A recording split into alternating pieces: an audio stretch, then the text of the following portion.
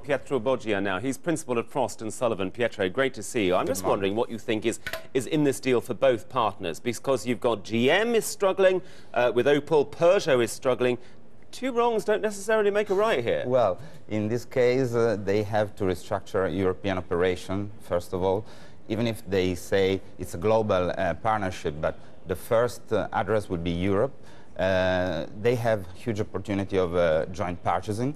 They have huge opportunities on joint development, especially in small car, where Peugeot has a very strong background. But what is not said in the alliance is that the next step will be address the overcapacity, especially in Europe. Well, do you think this might actually really scupper this sort of deal, because you have overcapacity?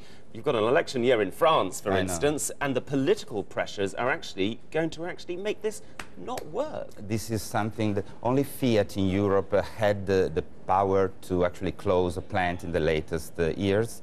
In France, this is not happening yet. In Germany, actually, GM closed an Opel plant.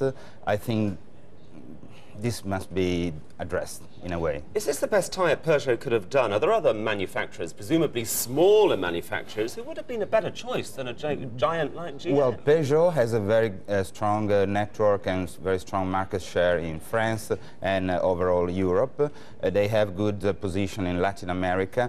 They can have a good opportunity to expand their activities in North America with GM, which is a very booming market today, and I see this as a long-term perspective.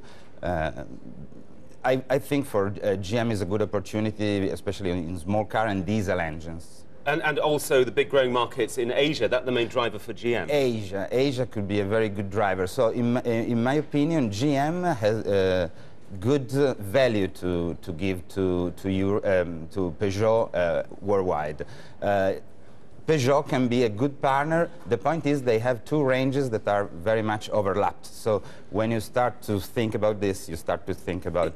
I was just going to ask you whether you think this is actually more of a rationalization process, or are you actually excited about some new models that might come up the production lines? Maybe some new models, but you see, you need to cover the full range to be a successful car maker, especially in a mature market like Europe. You need to address premium segments.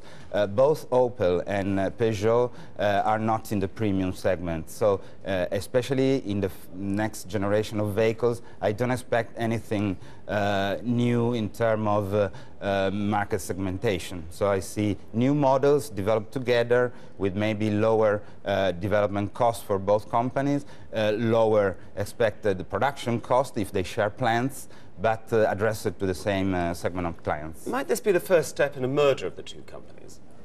I think if they want to really exploit at the maximum this partnership, they need to integrate organizations. This must be a needed step. We shall see what happens. Yeah. Pietro Boggia, principal at Frost & Sullivan. We're grateful to you. Thanks very much indeed for your time and being with us here on Bloomberg.